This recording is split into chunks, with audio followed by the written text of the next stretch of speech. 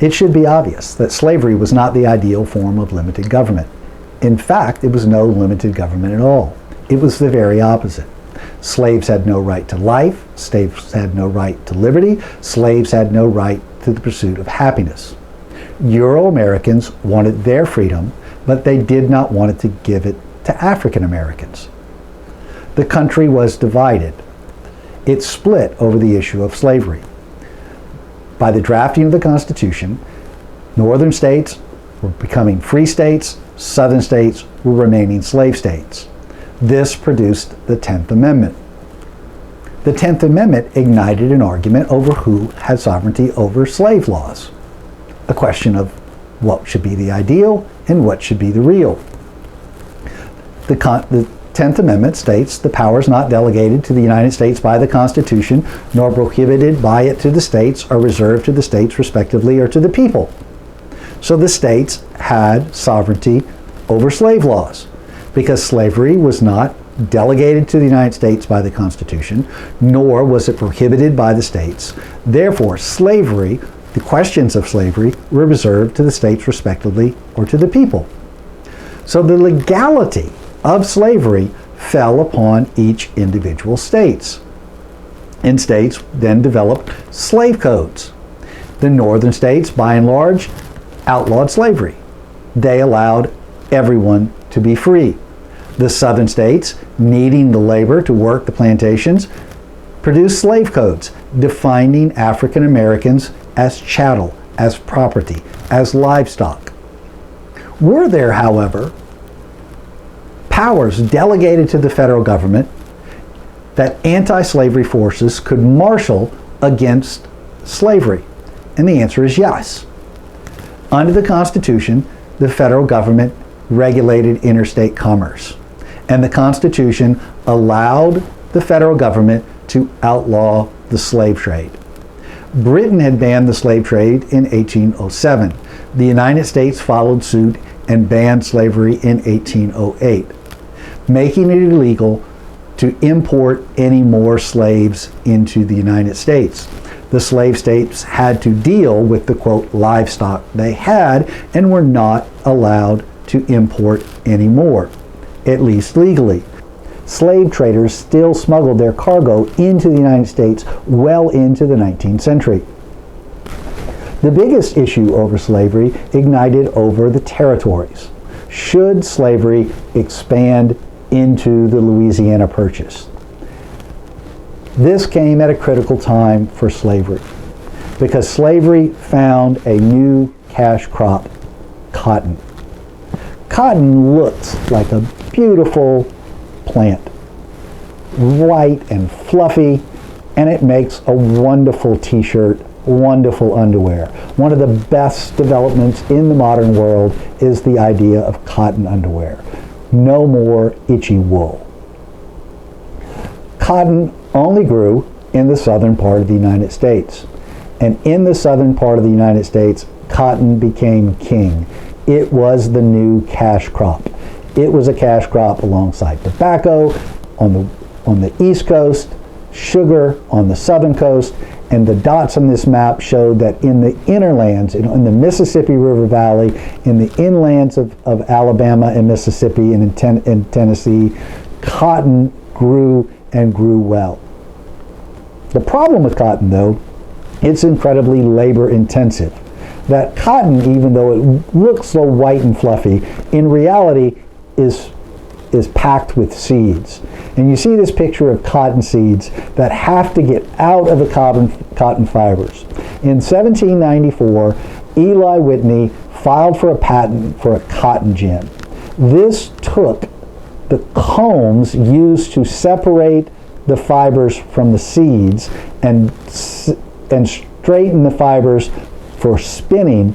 This mechanized the combing process that cleaned and straightened the cotton fibers, making them suitable for thread.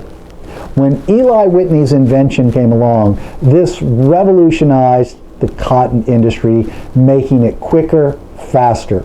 And so cotton growers then had to ramp up their slave populations in the southern part of the United States to keep up for the demand for cotton cloth.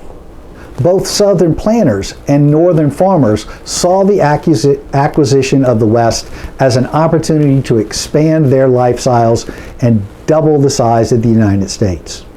This produced an argument between soil exhaustion and free soil.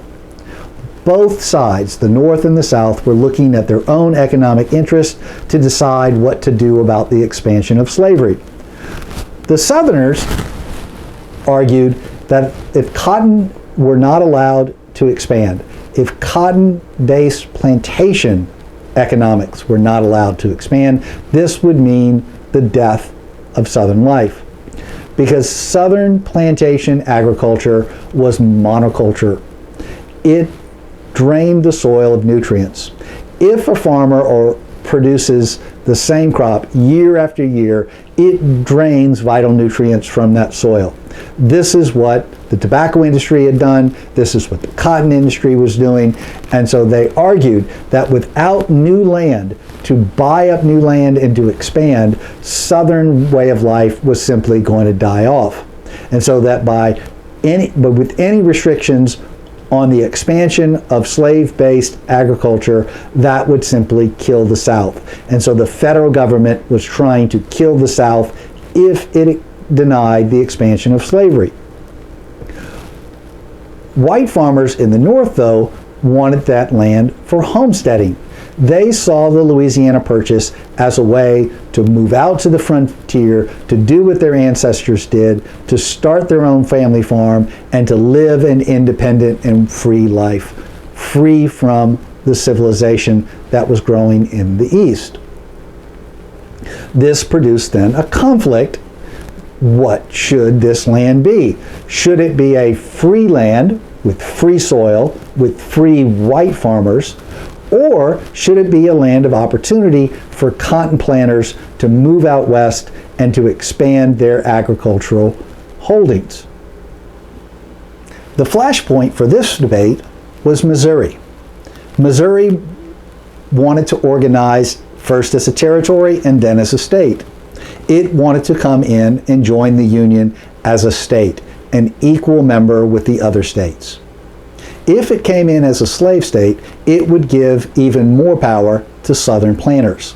Southern planters benefited from the 3/5 compromise. Their slaves were considered as 3/5 apportionment for congressional representation.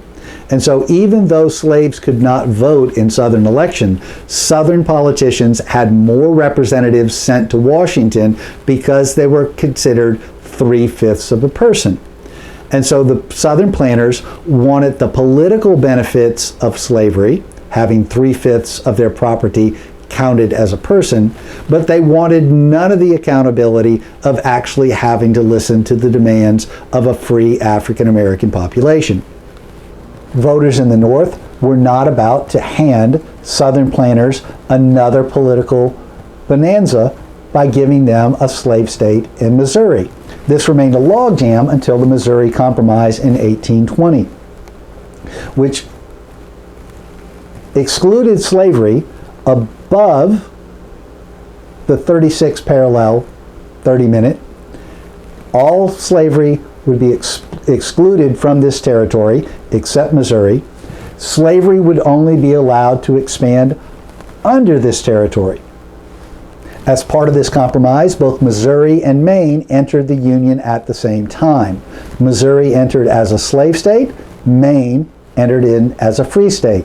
Maine had broken away from Massachusetts, wanted its own independent government. This allowed the federal government to maintain a balance between slave states and free states in the Senate, as well as allow free white farmers more votes in the House of Representatives. This was the compromise. It was not ideal. Ideal would be one side got their way and the other side lost. Either ideally for the Southerners, all of the Western Territory would be open to slavery. Ideally for the North, all of the Western Territory would be excluded from slavery. Neither side got everything they wanted.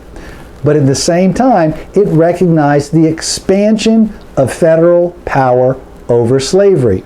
the federal government told slave owners that they could not go into the territory north of the Missouri Compromise line.